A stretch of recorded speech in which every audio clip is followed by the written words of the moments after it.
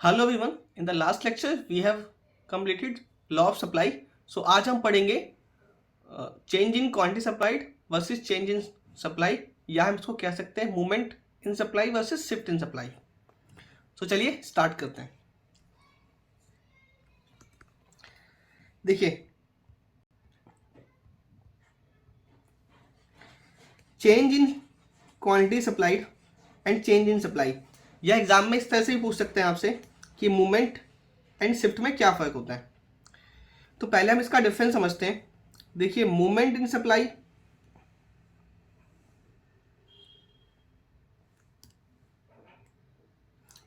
Supply या change in quantity supplied एक ही चीज़ है। सिमिलरली शिफ्ट इन सप्लाई और चेंज इन सप्लाई भी एक ही चीज़ है। अगर प्राइस में चेंज होने से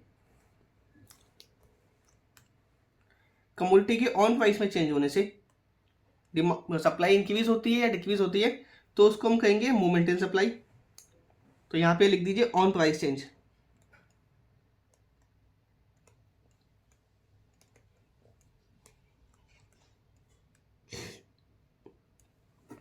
लेकिन अगर कमोडिटी के प्राइस में कोई चेंज नहीं होगा, अदर फैक्टर्स की वजह से, अदर फैक्टर्स जो हमने सप्लाई फंक्शन में पढ़े थे, ये सारे अदर फैक्टर्स हैं, P R, N F, P F, T, E X, T P. इन फैक्टर्स में चेंज होने की वजह से सप्लाई इंक्रीज होती है, डिक्रीज होती है, यानी कि due to change in other factors.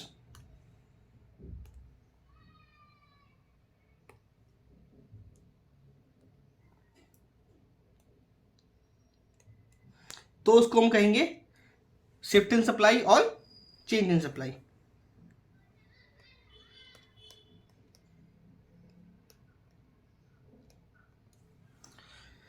तो फिर से सप्लाई का जो चेंज इन क्वांटिटी होता है वो दो तरह का होता है, एक होता है एक्सटेंशन, एक होता है contraction. And shift in supply भी दो तरह का होता है, इंक्रीज इन सप्लाई और डिक्रीज इन सप्लाई। तो अब एक एक करके इनको पढ़ते हैं।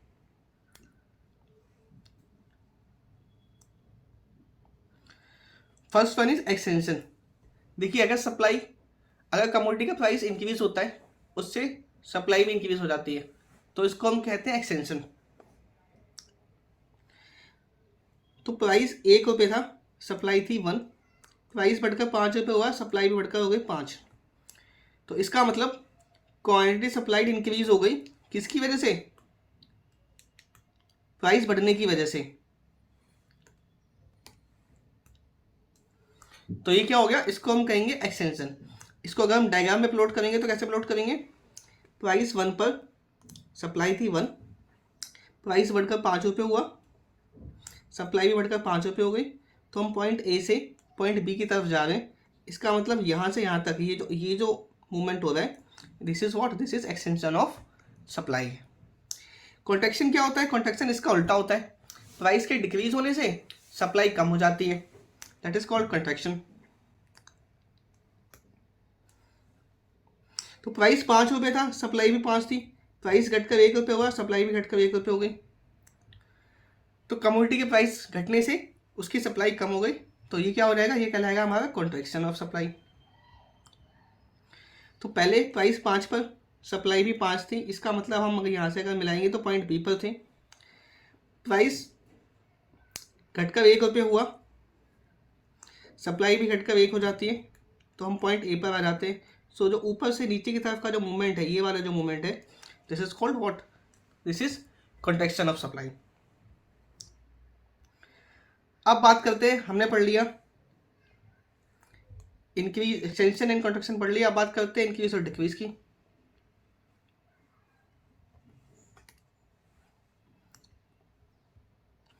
इंक्रीज इन सप्लाई कब होता है? यहाँ पे कमोडिटी के प्राइस में कोई चेंज नहीं आ रहा, कमोडिटी के प्राइस में कोई चेंज नहीं आ रहा, अदर फैक्टर की वजह से। अदर फैक्टर की वजह से अगर सप्लाई बढ़ जाती है तो उसको हम कहेंगे इंक्रीज सप्लाई। तो प्राइस कमोडिटी का 10 था, सप्लाई पहले 20 थी, मान लीजिए नंबर फर्म बढ़ गई, तो प्राइस अब भी 10 है, बट सप्लाई, क्योंकि बेचने वाले ज़्यादा हो गए तो सप्लाई बढ़कर 30 क्वांटिटी हो गई, इसको हम कहेंगे इंक्रीज इन सप्लाई। तो पहले हमारा 10 प्राइस के लेवल पर सप्लाई 20 थी, तो प्राइस 10 पर सप्लाई थी 20, यानी कि एक ये वाला पॉइंट था। इससे होकर एक सप्लाई कर्व जा रहा था जो कि था S1। प्राइस अभी भी सेम है लेकिन सप्लाई बढ़ गई, तो सप्लाई प्राइस 10 है, सप्लाई हो गई 30। तो हम पॉइंट बी पर आ गए और यहाँ से होकर एक नया सप्लाई कर्व जाएगा S2। तो इसका मतलब क्या हुआ, सप्लाई कर्व में शिफ्ट हो गया, लेवल शिफ्टिंग हो गई। इसको बोलेंगे राइट वार्ड शिफ्ट या फॉरवर्ड शिफ्ट। क्या बोलते हैं, राइट वार्ड शिफ्ट या फॉरवर्ड शिफ्ट। तो इंक्रीजिंग सप्लाई के केस में सप्लाई कर्व लेफ्ट से राइट वार्ड शिफ्ट हो जाता है।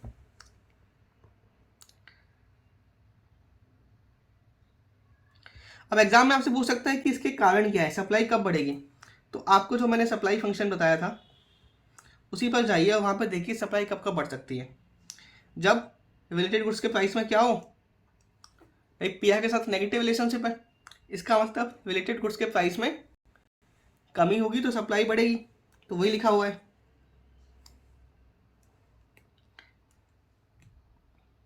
Decrease in prices competed product. NF यानी कि नंबर ऑफ फर्म्स, फर्म की संख्या बढ़ जाए तो increase in number of firms.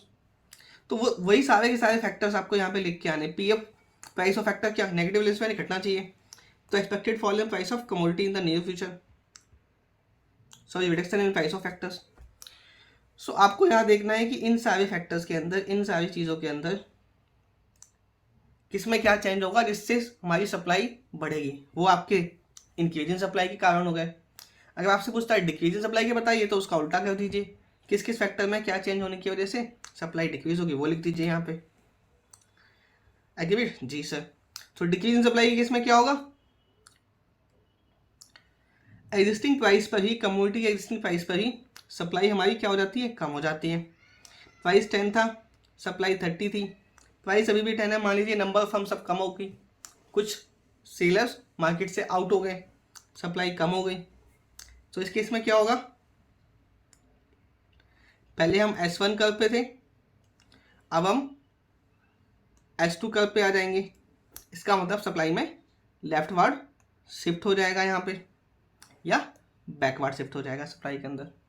So decreasing supply के केस में राइट से लेफ्ट को शिफ्ट करते हैं, या इसको हम बोलते हैं बैकवर्ड शिफ्ट। ठीक है जी सर। सिमिलरली यहाँ पे आपके डिक्रीजिंग सप्लाई के भी कॉजेज हो गए। अब एग्जाम में आपसे क्वेश्चन पूछ सकता है कि बताइए मूवमेंट और शिफ्ट में क्या डिफरेंस होता है। तो हमने क्या पढ़ा था, मूवमेंट किस वजह से होता है, मूवमेंट जब कमोडिटी के खुद के प्राइस में चेंज होता है। सो मूवमेंट कब होता है, जब यहाँ पे चेंज होता है ऑन प्राइस ऑफ कमोडिटी के अंदर, बाकी सारे फैक्टर सेम रहते हैं। शिफ्ट कब होता है, जब अदर देन ऑन प्राइस, यानी कि कमोडिटी के प्राइस में कोई चेंज नहीं हो रहा, बाकी सारे फैक्टर्स में चेंज होता है, तो उसको हम बोलेंगे शिफ्ट। मूवमेंट के अंदर क्या होता है, मूवमेंट के अंदर हम मांगे चले प्राइस में चेंज हो रहा है, बाकी सारी डिटर्मिनेंट्स क्या है, कांस्टेंट है। शिफ्ट के अंदर हमने प्राइस को ही कांस्टेंट माना हुआ है। अगर हम डायग्राम के थ्रू बात करें तो मूवमेंट के अंदर एक ही डायग्राम का पर हम नीचे से ऊपर की तरफ जाते हैं या ऊपर से नीचे की तरफ जाते हैं, तो ये डाउनवर्ड और अपवर्ड मूवमेंट होता है। शिफ्ट में क्या होता है हमारा, या तो हम लेफ्ट से राइट फॉरवर्ड मूवमेंट करेंगे या राइट से लेफ्ट बैकवर्ड मूवमेंट करेंगे। तो यहाँ पे दो डिमांड कर्व बनते हैं। सिमिलरली आपसे डिफरेंस पूछ सकता है एग्जाम में कि एक्सटेंशन में और इंक्रीज में डिफरेंस बताइए, तो सेम चीज़ आपको एक्सटेंशन और इंक्रीज के लिए भी लिख के आनी है। एक्सटेंशन कब होता है, प्राइस के इंक्रीज होने की वजह से होता है, इंक्रीज अदर फैक्टर में चेंज होने की वजह से होता है। एक्सटेंशन में अपवर्ड मूवमेंट होता है, इंक्रीज में फॉरवर्ड शिफ्ट होता है। सिमिलरली आप कॉन्ट्रैक्शन और डिक्रीज के लिए भी लिख के आ सकते हैं एग्जाम में कि डिक्रीज कब होगा, प्राइस के कम होने की वजह से डिक्रीज कॉन्ट्रैक्शन होगा। डिक्रीज कब होगा, अदर फैक्टर्स में चेंज आने की वजह से, प्राइस कॉन्स्टेंट होने की वजह से अदर फैक्टर में चेंज होने की वजह से डिक्रीज होगा। कॉन्ट्रैक्शन में हम डाउनवर्ड मूवमेंट करते हैं, डिक्रीज में हम बैकवर्ड मूवमेंट करते हैं। सो विद दिस ये टॉपिक आपका कंप्लीट हो जाता है। इसमें एक दो चीज़ें और आ सकती हैं कि अगर टेक्नोलॉजी में चेंज हो रहा है तो क्या होगा, अगर टेक्नोलॉजी में सुधार होगा तो सप्लाई इंक्रीज करेगी, तो ये इस वाली कैटेगरी के अंदर आ जाएगा ना, अदर फैक्टर्स। तो इससे क्या होगा, सप्लाई का हमारा राइट वार्ड शिफ्ट कर जाएगा।